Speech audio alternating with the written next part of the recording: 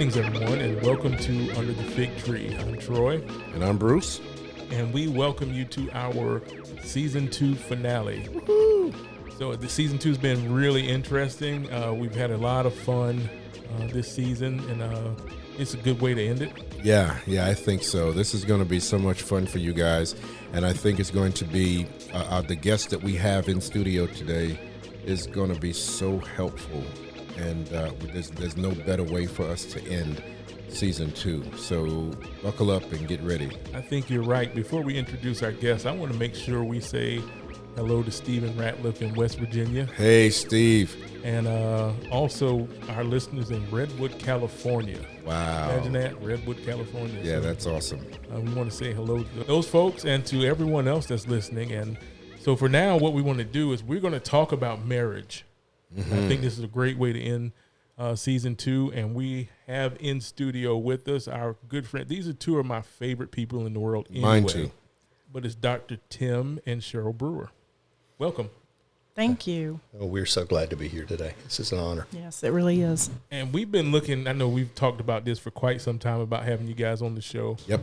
And I think this works out perfect to end off the season.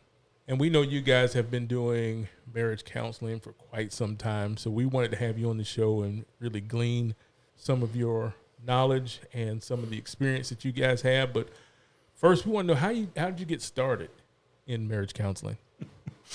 Well, it was one of those times where we were going through a lean season, actually. People have always been drawn to Sheryl and myself, both for wisdom and advice. Even when I was teaching, spent 20 years in education, and people were like seeking you out to try to get advice. How did you do this? How did you do that? And then it seems like naturally, spiritually, folks were coming to us going, how do we deal with this in our relationship and all that? And it was through a lean season where I was out of work, and my dad was very sick, and were seeking, God, what's next for us? You know, we had gone through a real tough time in the economy where jobs were hard to find, and right. and then Dad got sick, and we had to move back to Charlotte so I could be closer to Dad, drive down and take care of him, and we were praying, and finally, we were kind of saying, hey, I think God's calling us to counseling, and Sheryl was kind of feeling the same thing, and so that's how we got started. I started working on the doctorate and learning things, and it was just kind of a natural outgrowth of, I kind of think, where God was pushing us. For me, I'm a hardhead, and the way he gets my attention is sweeping my feet out from under me, and I hope that there are no other listeners like that who deal with that, but that's the way God talks to me sometimes. He has to get my attention, and kind of pushed us that direction. Sheryl?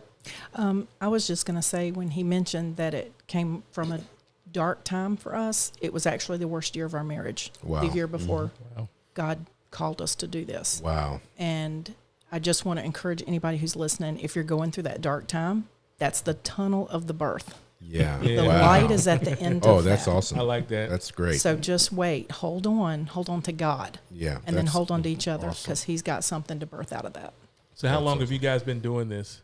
We've been trying to figure that out. I think we're somewhere around 7 years now, I believe. There may have been some informal stuff going on before that, Right. but probably around 7 years, it looks Right. like. Yeah. Yep. So you talked about God kind of pushing you, in that direction. What did that look like? Did more people start calling? Was there demand that was put on it? What kind of walk us through that process? What did it look like to begin to step fully into what you do now?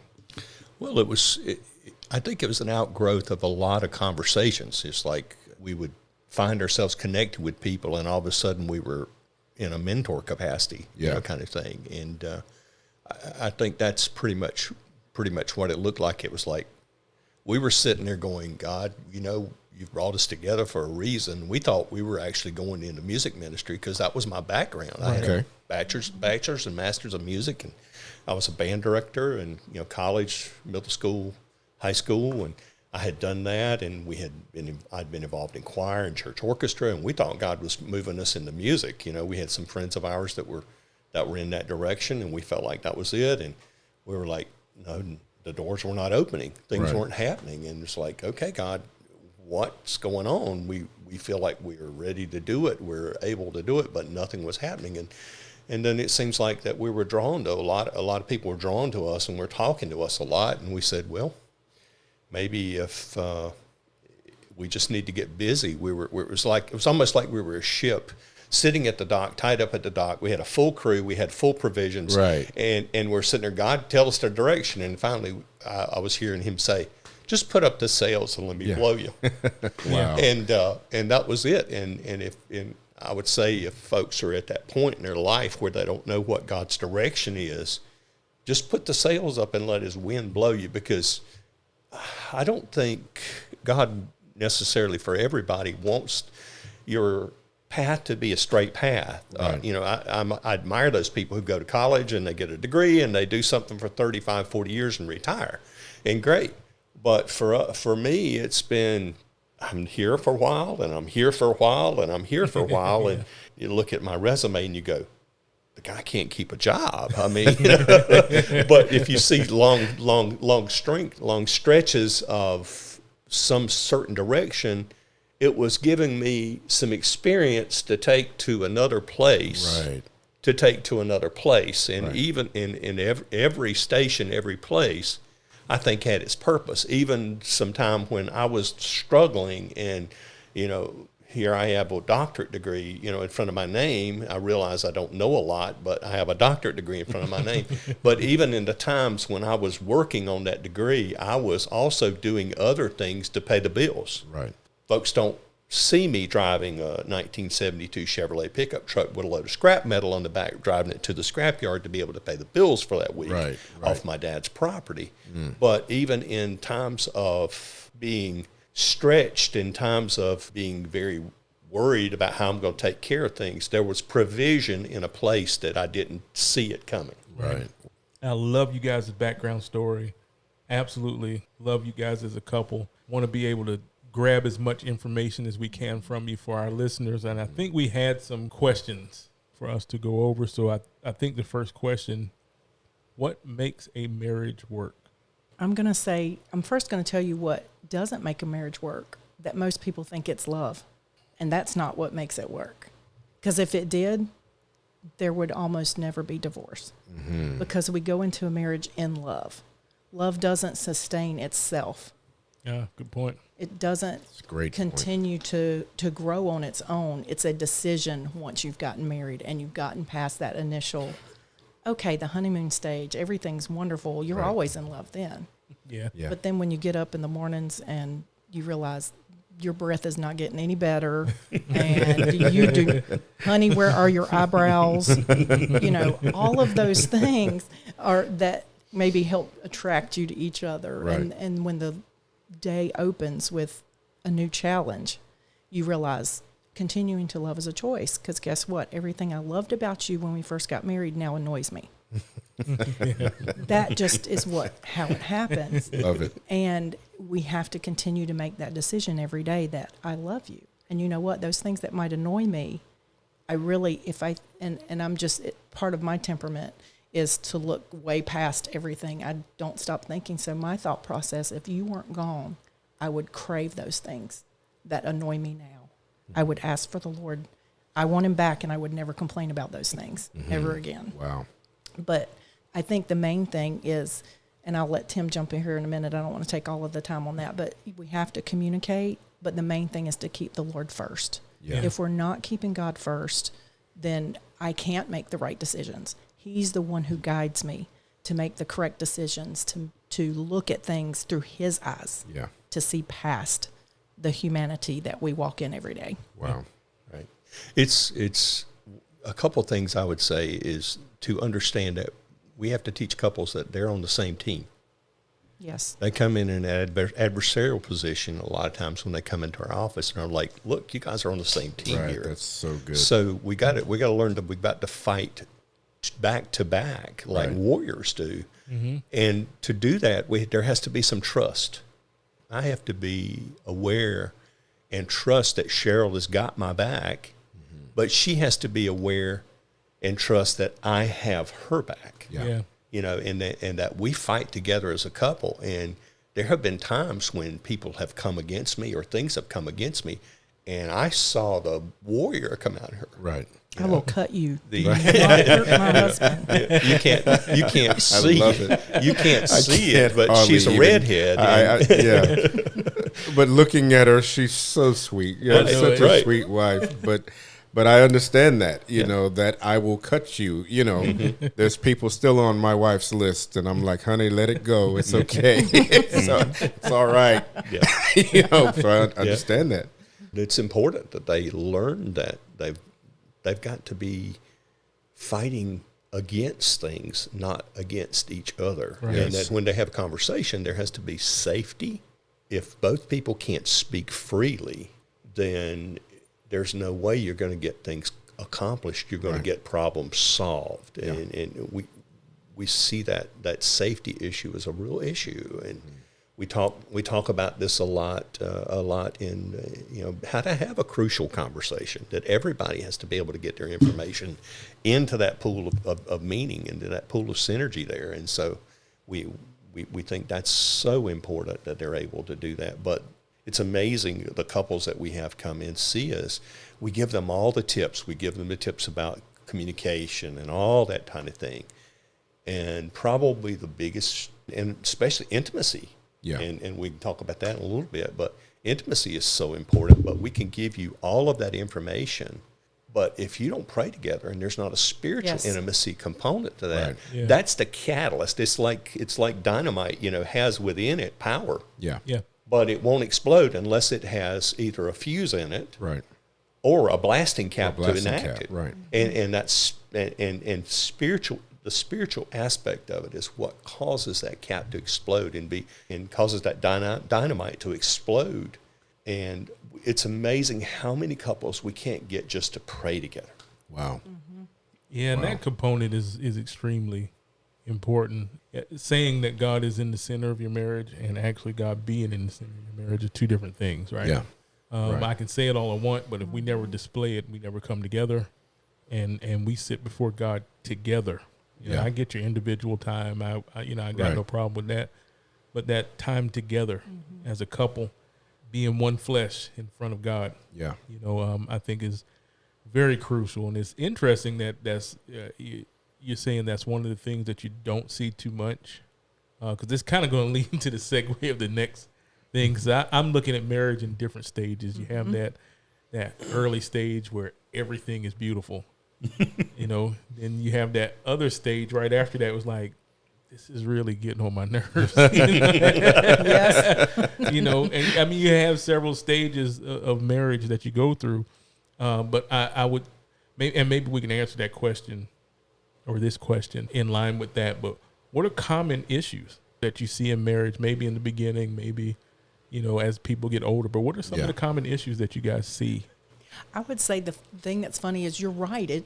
The issues go in stages. Yeah. It's true. Yeah. Because that initial stage is the once everything wears off. In the beginning, you're like, oh, honey, I don't care. Whatever you want to do. And it's always deferring to the other. Right. Yeah. Then you realize, wait a minute, we are one, but we are still two people. I still have the way I think. You still have the way you think. Mm-hmm. So then they start butting heads on why can't we make a decision? Because at that point in your life, you're looking at, maybe buying your first house. You're looking at trying to make some big investment things, Right. money-wise. And we all know money can be a very big issue Yes, for couples. absolutely. And sometimes once you get past that initial stage, you start facing those issues.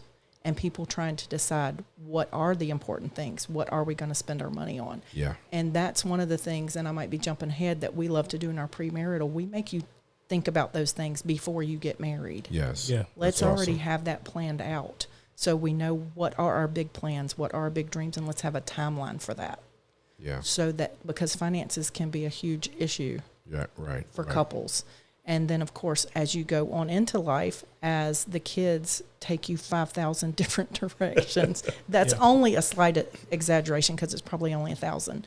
But it sure feels like you're never on the same page. If you have more than one child, they're in different activities and their parents are going different directions. And at the end of the day, are they connecting with each other, or is it we're just falling in bed exhausted and we don't talk? Right. Yeah. Right. Boy, that's so important.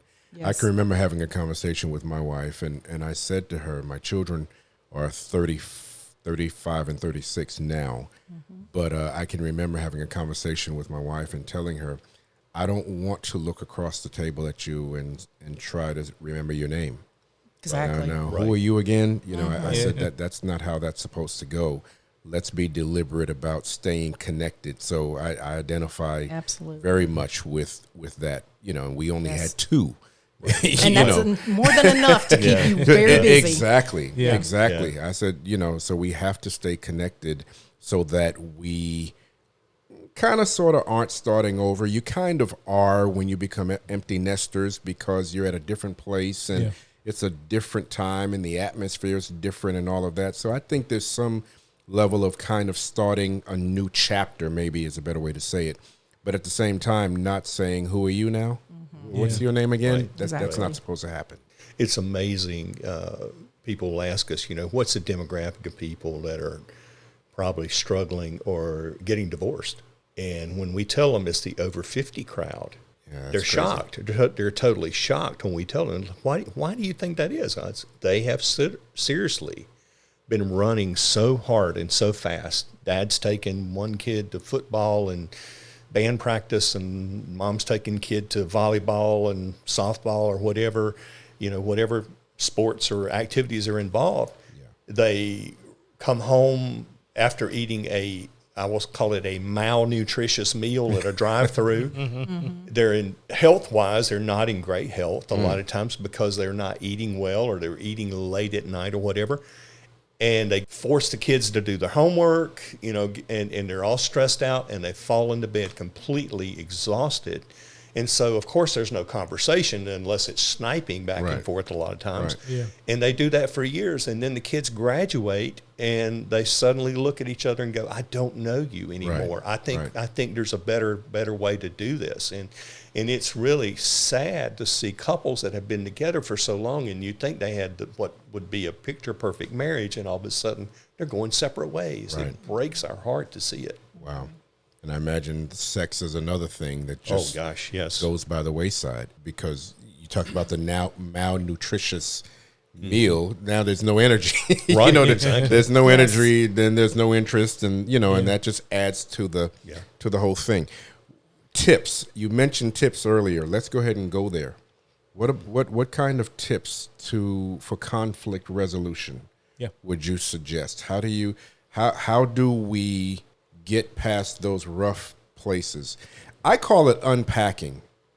You said earlier, you start out, the sun is shining and the birds are singing, you know what I'm saying? And like the Disney, I don't know if I can say Disney on the radio, I just did, sorry. The Disney, cartoons, and they come with the birds come and lay these wonderful flowers on her head and everything. Right.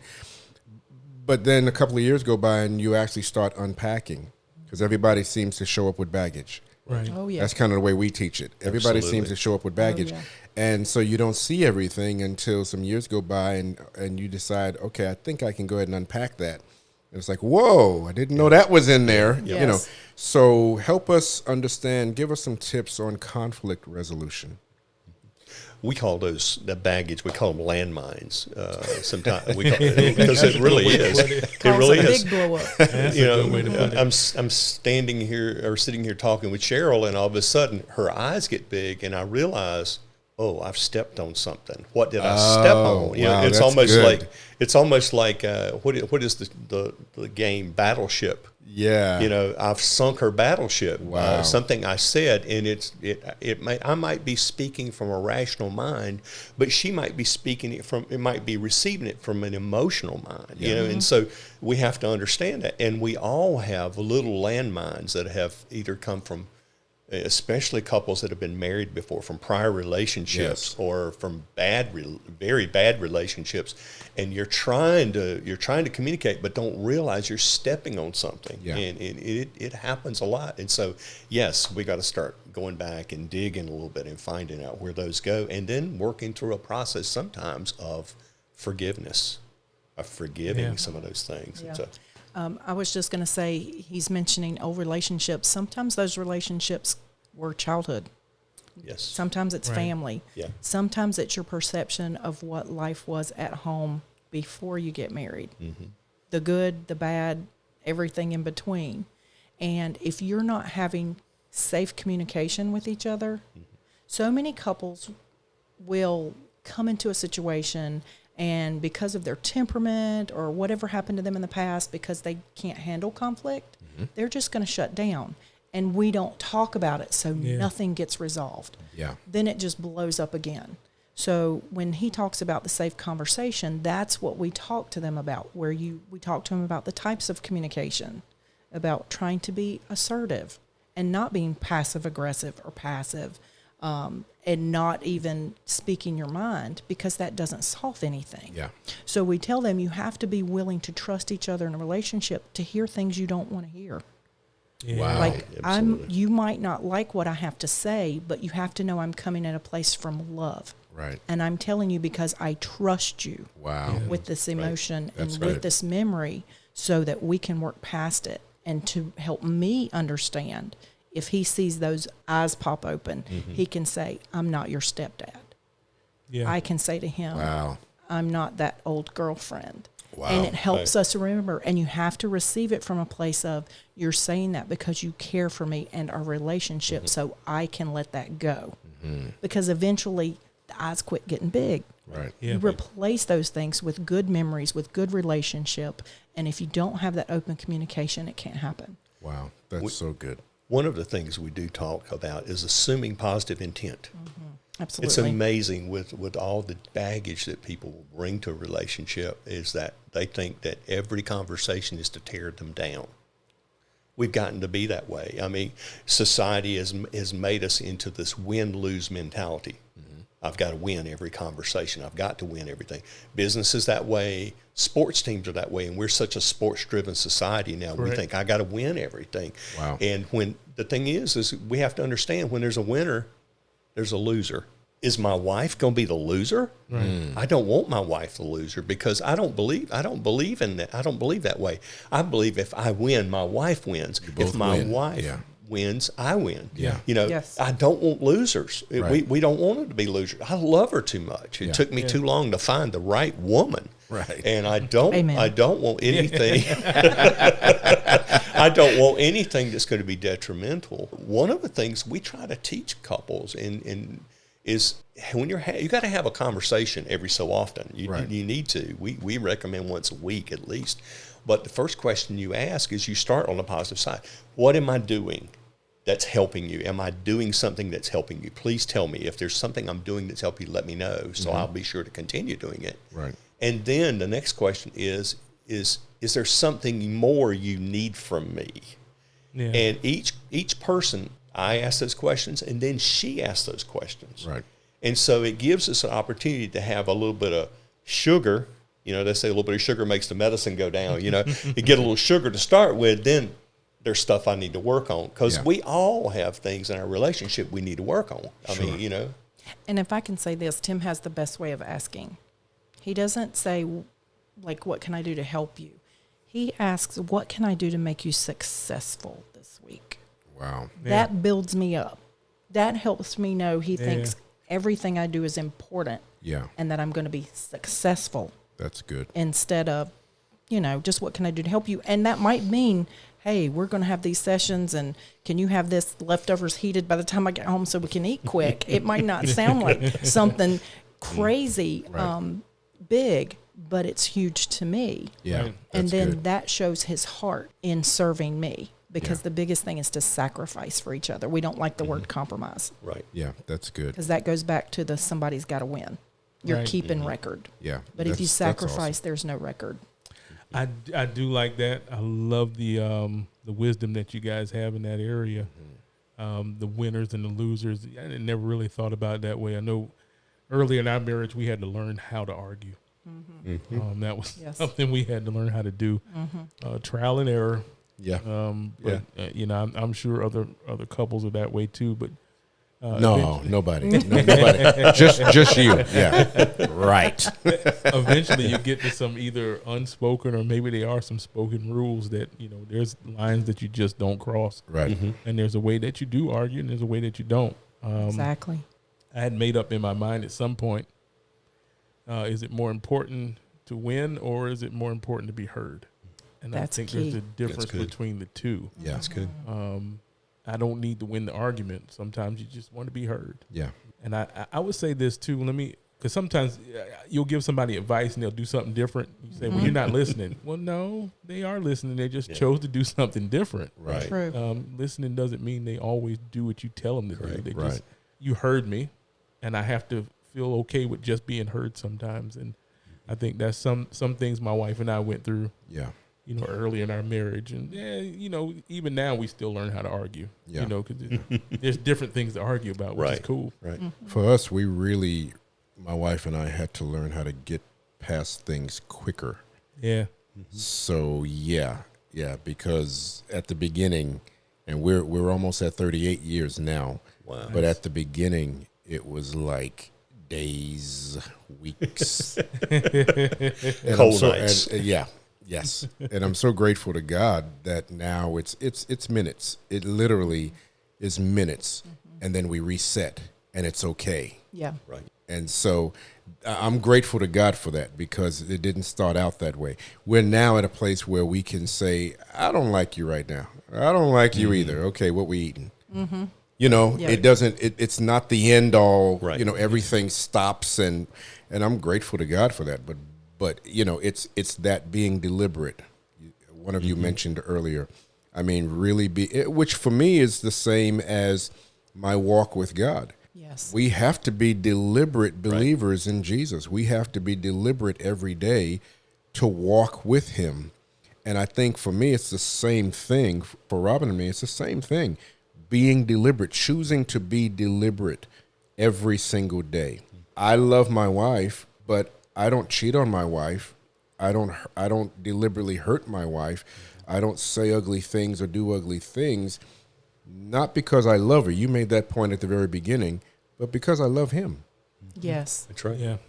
I love him. And so wanting to be like him, I choose to try to have his nature, and his nature is to simply be good. Yeah. Whether you deserve it or not is irrelevant. Right. It's my nature to just be good. And so that's kind of where we are now. But that's so good. Yeah, we're under the fig tree here. We have Dr. Tim and Sheryl Brewer.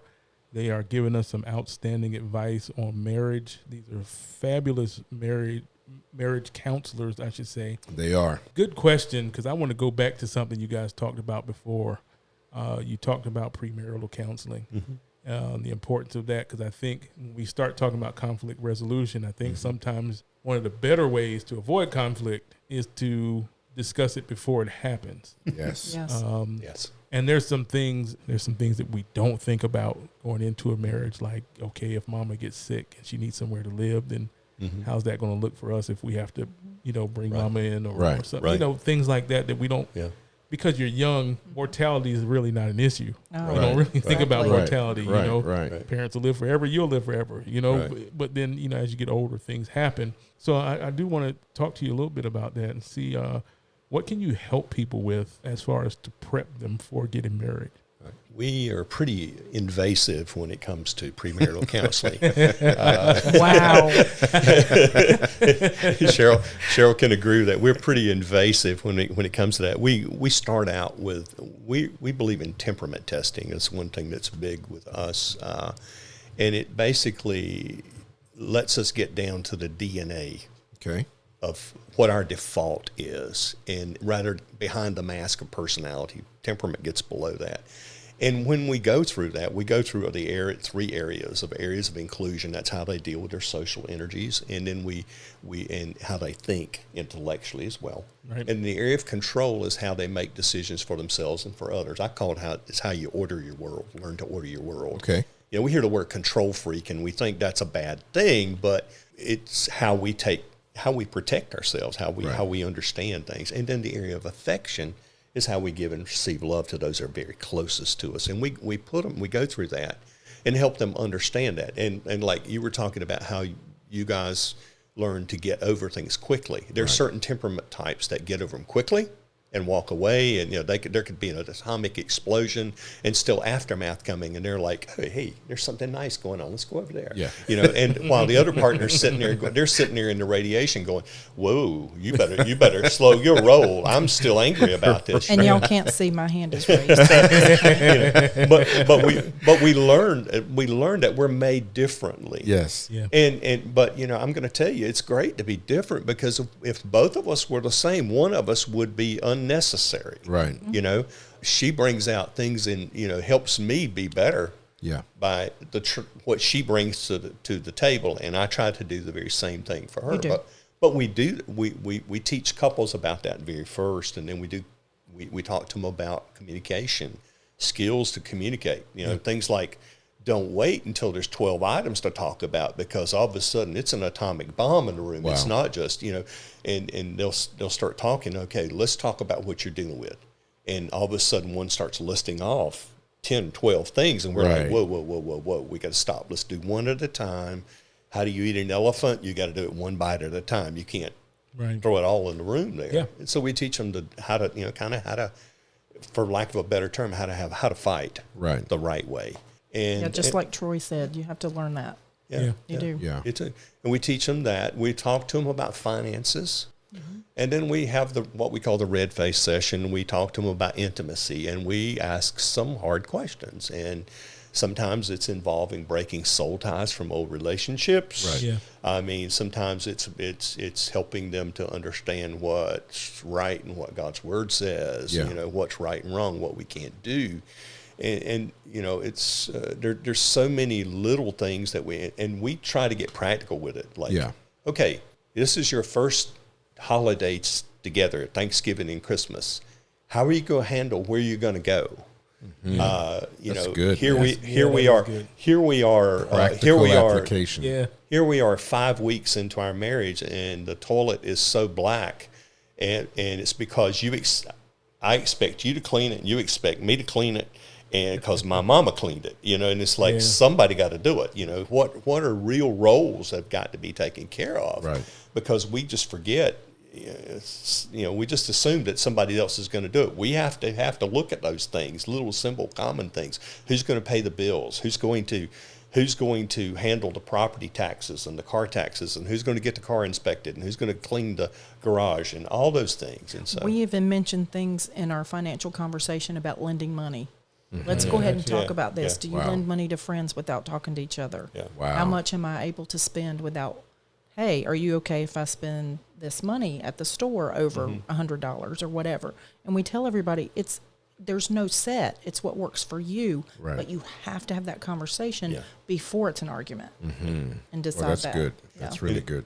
And that's the thing is, more than anything else, during our premaritals, we say, okay, I want you to have conversation about what we talked about. And it's amazing how many of them come back and go, okay, we talked about this and we talked about that, and we ask these questions, and that's exactly what we want. It's not to give you hard, fast facts, because we're very careful about giving advice in this weird world, litigious world that we're in. Right. But we're going to give you some suggestions, some things that we've stumbled through. Yes. And things we've seen other folks stumble through too as well. And sometimes it's my mom used to use the example of getting kicked by the mule.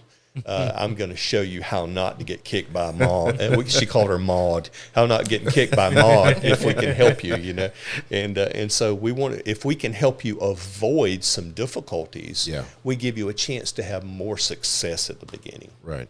That's awesome. Well, I know the Bible talks to us about, letting the older women show the younger women how to be wives and to be mothers. And I don't know that we take a community approach to marriage, like we should. No. Yeah. Agree. I think the premarital counseling is a great step in that direction, because I want to see you succeed in your marriage. But here's a question I would have, because I know you've done marriage counseling before in the past. I've done it, and I know you guys do it professionally. You ever had anybody just decide this is not for us?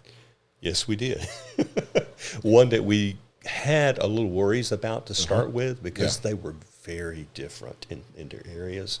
I think they were more in love with the idea of being married than actually being in love. Yeah. That kind of thing. Wow. They just didn't want to live it out. They wanted the honeymoon. They didn't want to get down to life is not a honeymoon. Wow. That's only going to last a short time, and they didn't want to hear that. Yeah. They didn't want to get into the practical of what was going to happen. Did they get married anyway? No. They didn't. They did Okay. not. But we're grateful that Yeah. at least opened their eyes to that, and they Yeah. didn't make that step.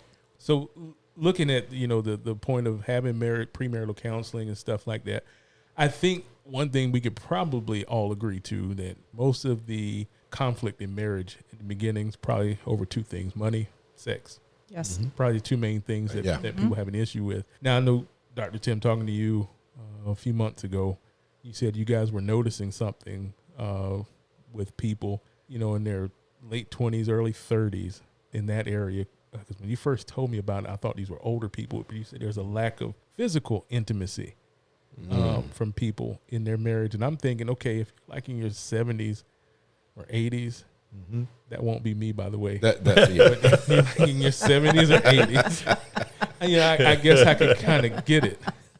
Right. But when you told me these folks were in their late 20s and early 30s, Right. going a year and a half, Yes. Two. 2 years. Yeah. 2 years. Wow. Yeah. So what is that about? I think it's a lack of connection. They're just really not connected. This is one couple that we've really had a hard time getting them to have devotion together and pray together and all that. But when you're disconnected, you don't want to be intimate. You don't want the person. The term intimacy into me see. We talk about that. They don't. There's no transparency, and there's just no connection. And we're seeing it a lot. We're seeing couples sleeping in different rooms. Now in the beginning of their 30s, and I'm going, what in the world is going on? That is we say there are 5 types of intimacy, and that's one of the very most important types. Yeah. It's not like we're sex therapists or anything like that, but it is a vital portion of who we are. When we look at all the different types, agape, storge, phileo, and eros. Eros is an important part of our marriage relationship, and without that, there's a piece missing. Right. There's something that needs to be there. And I will just say, when we talk to couples about the areas of intimacy, we do that definitely in our premarital, and we tell them, if you don't have these, the physical's not going to happen, or it's not going to be what you want it to be. Mm-hmm. But the main one we tell them about is it all starts with the spiritual. Yeah. Right. And some people are like, but I don't want to think spiritual for physical. And we're like, but you're not going to have it the way God intends it if you don't have the spiritual. Right. Yeah. And if you're not open to each other spiritually, then you're not emotionally, you're not recreationally, intellectually, then the physical is just not going to come. And we see people, they pull away in different areas. Mm-hmm. And then when you start talking about it, they don't have any of those areas of intimacy. So what are some signs for that? You said they pull away. Mm-hmm. So what are some signs that you could look out for? Yeah, sure. So one of them is that you're not talking and communicating. If you were only, and when I say that, there are couples who, hey, we took the kids here. Hey, what's for dinner? Hey, what do we have to do tomorrow? What's our schedule? Well, that's a roommate conversation. Right. That's not a couple conversation. Wow. Right. So good. We need to dig into emotionally, not how was your day, like what just happened, but I can tell it wasn't a great day. Yeah. What happened? What is bothering you? Can I help you? Because here's the thing, if we're not praying for each other with what we need and we're just generally praying over each other, then we're out of touch. Yeah. Yeah. So we have to know what's going on. We have to be talking about, hey, this is what's happening at work, and I feel like it's spiritual. Yeah. I need you to help me pray about it. Right. Or, hey, I'm having conflicts over things I'm trying to deal with, and I just am not sure for direction. I need you to help me pray about that. If we're not praying about details that are specific for each other, we're not intimately close. Yeah. I can pray a general prayer over him. We pray the prayer of Jabez over each other every day. Yeah. And Yeah. that's wonderful. But then we got to go beyond that, Yeah. Right. Yeah. because I can pray that over anybody. Sure. But there are only some prayers I can pray over my husband, Right. Good and point. only some that he can pray over me. Right. So when we see couples starting to pull apart, if you're not praying, and then here's the thing, if you're not spiritually connected, are you emotionally connected? You're not talking, you're not having those conversations. Are you intellectually having those conversations that make me think? Yes. Yeah. And see, you can't talk about one without the other. They're all intertwined. Yeah. And so once you start pulling away from one of those areas, the whole thing unravels. On that note, as you were speaking, a question came to mind, Troy.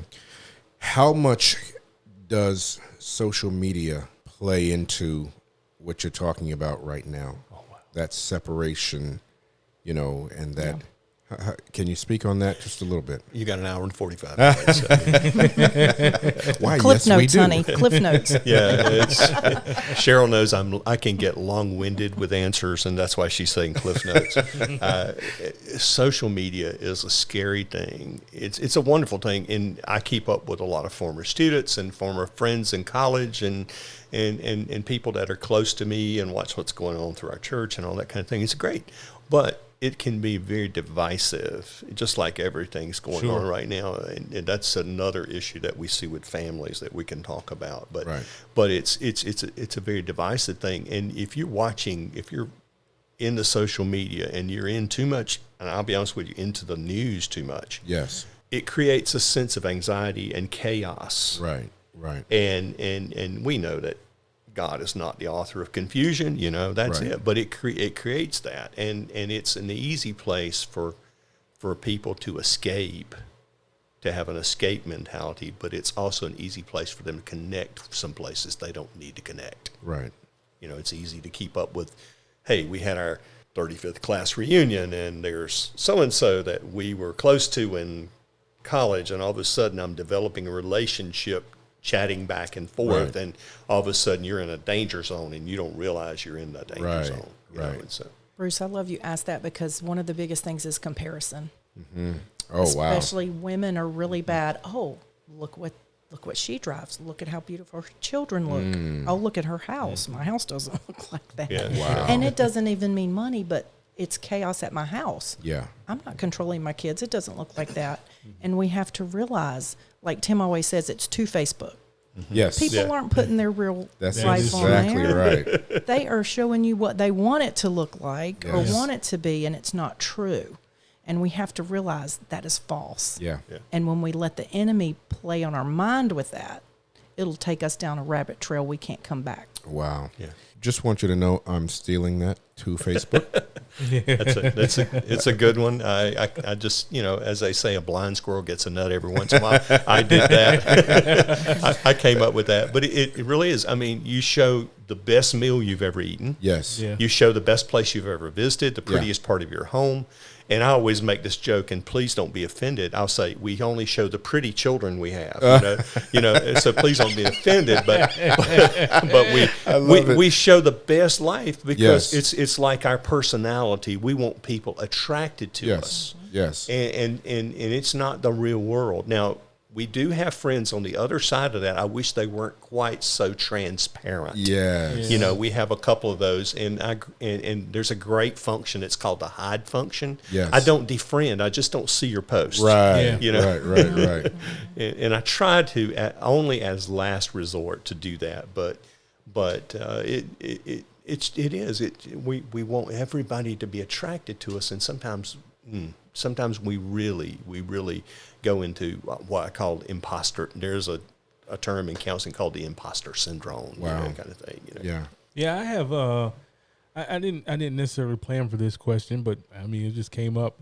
What's the role for family in a marriage? Because we did talk about community helping out a marriage, but is there a line with your in-laws or cousins or uncles and aunts and stuff? What's the line? Yeah. I love that you asked that. And I know, and I do want to add something since you said community. That is, and then I'll get back to that. One of the things we always recommend to our premaritals is find a mentor couple. Yes. Yeah. Yes. We always tell them to find, and the thing is they're not a mentor couple unless you want the relationship you see. Wow. If you see them good. talk Good or stuff. hear them talk That's behind each really other's good. back, Yeah. Yeah, that's not good your stuff. mentor couple. Yeah. It's the marriage you want to have. Then that's Right. who you need to be your mentor. Sorry, I just had earlier from what that's you great. had said. Yes, we talk about family. We talk about one of the things we tell them starting off is you do not talk to your parents about your fights.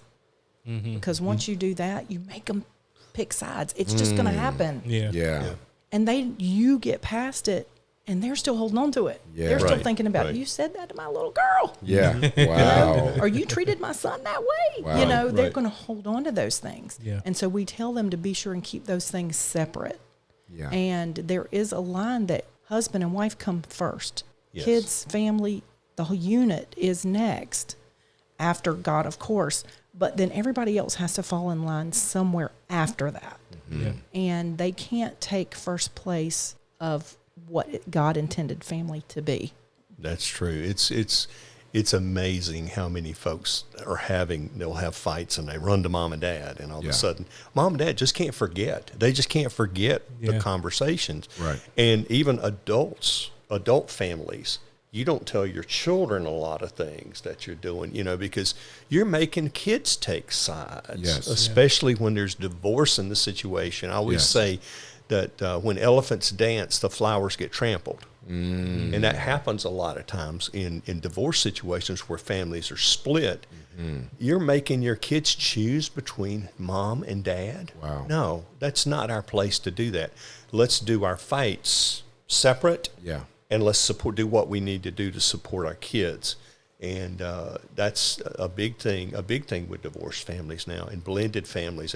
There's so many blended families. There's Right. so many dynamics in parenting of blended families. And I wish there were, a lot of folks say, well, give us a recipe. I mean, I can't give you point. Yeah. I wish, because one size doesn't fit every family. That's right. Right. That's right. And there's some blended families are probably some of the most healthy families I've ever seen in my life because they've made a point to prioritize their relationship, Yes. their husband-wife relationship more than it is to kids. Yes. But also to make sure that every kid feels value in that family and that relationship too. And Troy, if I could just circle back to the initial question, part of that also, we talk about the communication between us. You have to have communication with your family. Yeah. You have to let them understand why we can't come to this event because we have this going on in our family, and it's not that we don't love you. Right. Because sometimes families get stressed. Well, you always came before you got married. Yeah.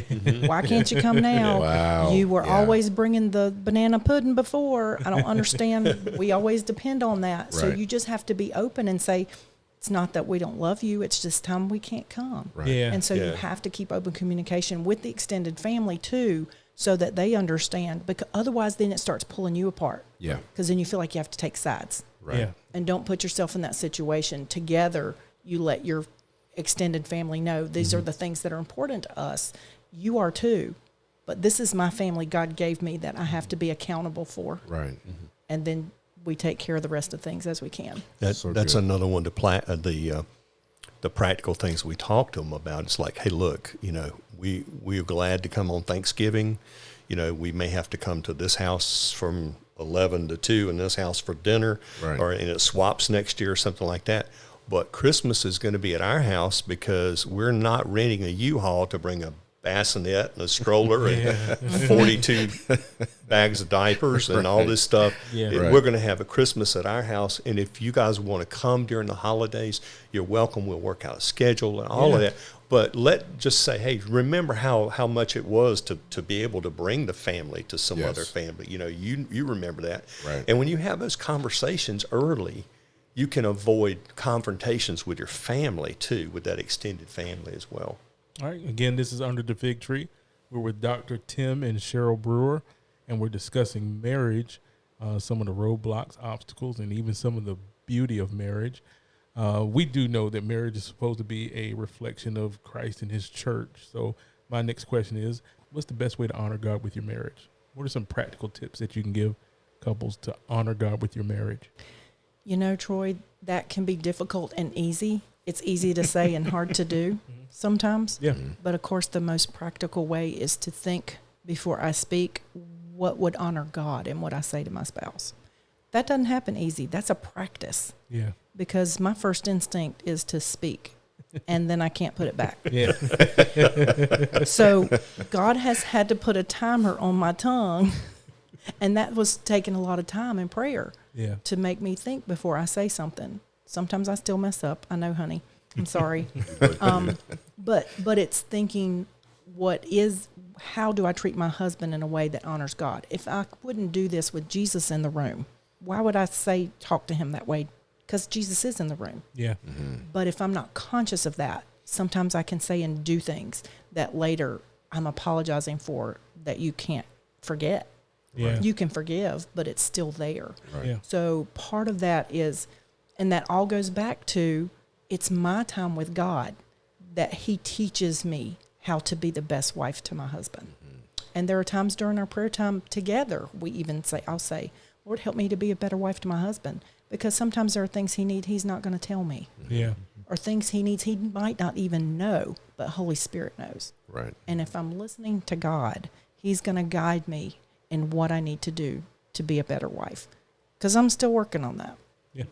Awesome. And we'll go back to the spiritual side of it. We're not trying to get too spiritual. We want to be practical we are. too. But Sorry. but it's amazing how much more I love my wife the closer I am to God. Yep. Because I want to honor her. Yeah. And so that's why we push that, because I've learned that the term I slow my roll. When I am closer to God and she comes at me with something that might actually cause me to go from the emotional side, I'll take a deep breath and I'll go, okay, now I can answer. We tell couples a lot of times, we call, and folks can't see this visual image, but we use the pointer finger, and we'll say sometimes when you're having a conversation, hold up the pointer finger. We call it giving the finger. Not the And middle that's why I finger. prefaced it with that. Hold up the point. And I had to thinking about how I was going to say that on the recording, but giving the pointer finger, give me a moment. Right. Because I love you too much to hurt you with what I want to say right now. Right. I value your relationship to me too much to do damage. So give me a minute to think, and then I'm going to respond. Yeah. And so, I could go into a ton of brain study about, I was picking at Bruce about going through the amygdala, Yeah, and the brain study and all that, how that we process anger, and we go into that fight or flight mode and all that stuff. But I'm learning, even at my age, I'm learning there's a healthier way to answer. Mm-hmm. And we have to, and it comes with time, because let's face it, we are a busy society. There's we talked about chaos going on all the time. We are exhausted, and when exhaustion happens, we default to the emotional side. Yeah. Just about every time. Yeah. Wow. Now I call that the difference between reacting and responding. Yes. Good. Yeah. Yeah. It's very good. That has helped me personally. Yeah. Realizing that responding requires me to take a step back and take a breath and look at the situation and maybe even rehear what was just said, and then step into the what would Jesus say, Right. trying to process all of that before, so I love that, it was given to me by God over the years as don't react, respond. Right. Because response is going to take more time and more effort and more processing, so I love that. It's called listening to understand rather than listening to win. Yes. Again, it goes back to that win-loss ratio. Society way we've been trained to win. Yeah. And unfortunately, our conversations in society in general have gone that way. And it's easier for us to take what's there one of the business guys talks in business about spillover. Okay. And what happens in our work life spills over into our family life. Boy. And that's a whole nother session. But we learn how to do it there, so we bring it home, and we just instead of helping, we destroy our relationship by doing that kind of thing. Yeah. And if I can add one quick thing, it's learning how to give grace. We always want grace. Yeah. We always want it, but how often are we being mindful to give that to our spouse and to those around us? We have to learn to walk in that. And it's a practice, just like everything else. Yeah. Let me practice giving you grace, because I know your heart. You probably had a rough day. Maybe you didn't respond the way I wanted you to. So if I give you grace, we walk through this situation without having a fight. Yeah. But if I don't walk in grace, we're in trouble. Yeah. Wow. And don't get me wrong, we have moments. We do not have a perfect marriage. If anybody says they have a perfect marriage, I usually have choice words for them. It's just we don't. We have moments where we have to go. We got to take our own medicine. Right. We got to be careful, and because we work at a breakneck speed. It seems like between our practice and our daily lives, we work at a breakneck speed, and sometimes we kind of go, "Oh wow, we did it again." Yeah. So the world would call it a practice. I look at it as a ministry. Yeah, you guys absolutely. do. Yes. Absolutely. I look at it all day long as a ministry, and that kind of leads to this, because you, like you said, you work at a breakneck speed. I know you guys are always going, which, I get it. That's kind of where life has you. You right do now. too. Yeah, we go. You do Everybody too. at this table does. I mean, It's funny that we actually got a schedule where everybody could sit down at the table at the same time. Yeah. But, Yeah. like I said, I know you guys are busy. So how do you balance ministry and your marriage? What's the best way to do that? I'm going to tell you, we haven't conquered this yet. Okay. Yeah. Just to be transparent, we go. I don't know about you guys when it comes to ministry. Ministry seems to come in waves or in seasons. Yes. And we're steady in ministry. We set up our practice as a ministry, and we just have a doing business as thing, but it's set up as a ministry, and we're always going. We've got schedules since the beginning of COVID. We have had just incredible response for sessions and things, and so we try our best to put some space and have some time to get away. We still try to find a way that before we really got into ministry, our date night was Thursday night, without fail, every Thursday night. And Thursday night now is a prime time for us when it comes to, especially we set it up for online sessions, because online is still here. It's going to be here forever. And at some point in time, again, we may be all online again. I don't know. But we try to find times to be able to shut it down and get away. But there's got to be times that you say, we don't have an appointment. It's an empty block, and you go, we don't have an appointment available that week. It doesn't mean that there's not a session available. It may mean we're blocking out this time for us because we have to, like a lot of folks say, I can't pour from an empty cup. Right. Yeah. I've got to get filled back up. I've got to have time with you. Right. Because if I don't know you, we can be in the middle of a session, and all of a sudden I hear something and go, ooh, there's an unmet need that they're talking about. Because we do counsel a little different from a lot of people. We counsel couples as couples. Yes. And somebody will say, well, that's weird. I'm like, well, it's kind of what we felt God was calling us to do, is to hear couples, because sometimes when you're a guy and there's a couple sitting there, woman feels like he's going to take the man's side all the time, or a woman sitting there, he's going to take the woman's side. And it's amazing. Sometimes we will, who we end up siding with, sometimes it's kind of shocking, or we'll say, okay, are you ever going to get this together? Sometimes we have to be a little blunt. Yeah.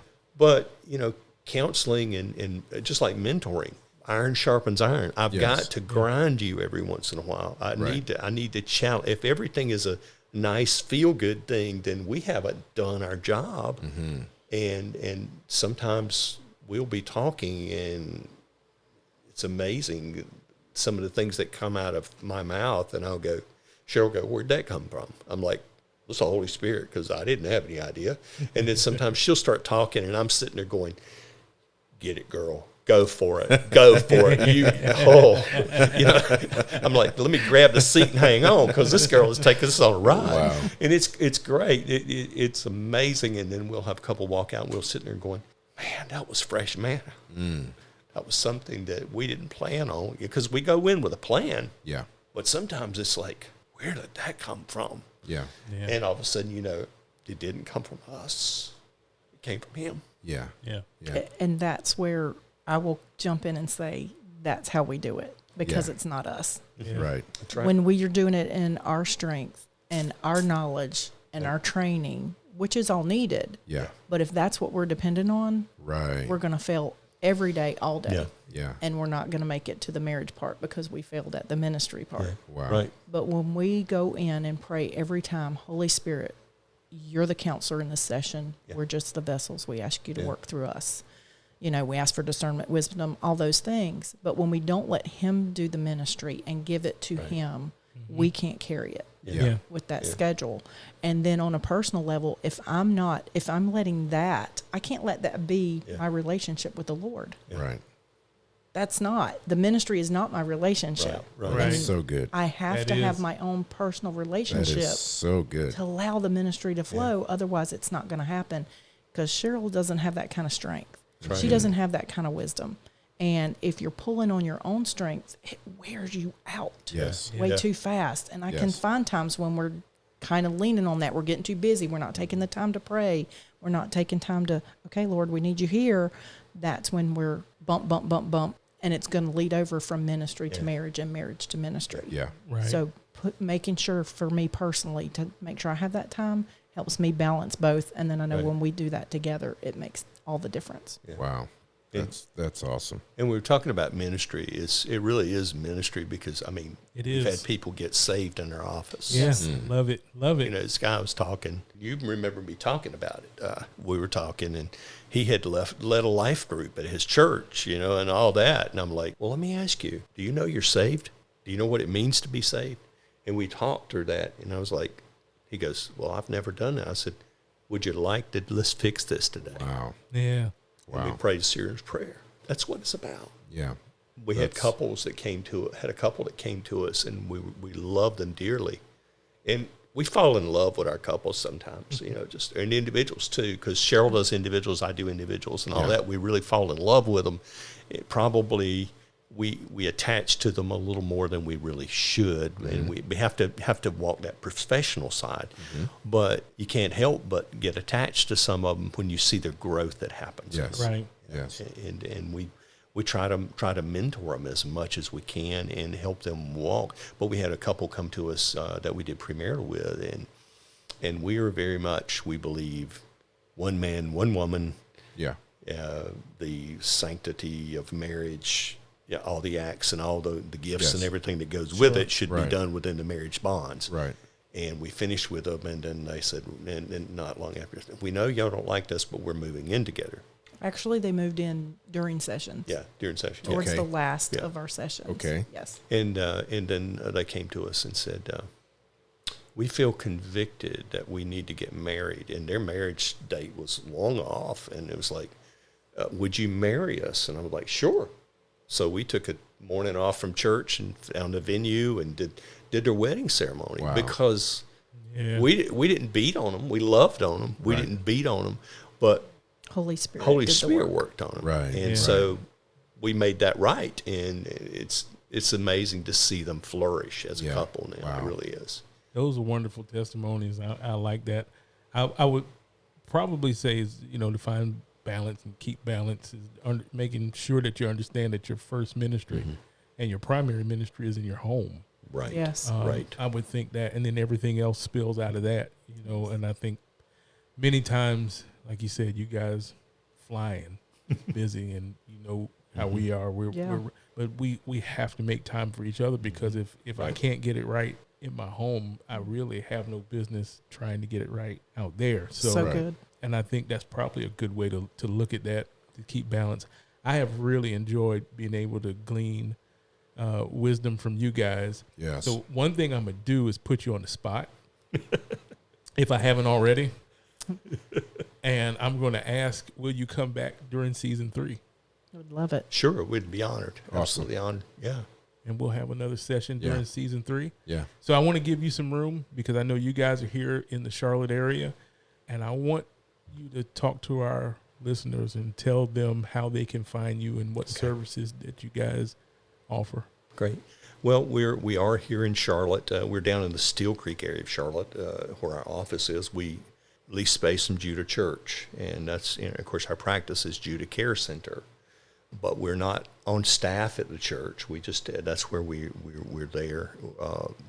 We were able to get space there, and we do service a lot of the people from that church. But it's amazing the majority of the people that we work with come from outside of the church in the community in the area. We do have a website, www.judahcarecenter.org, and you can go on the website to learn a little bit about us and a little bit about our offerings. We do individual counseling. We do marriage counseling.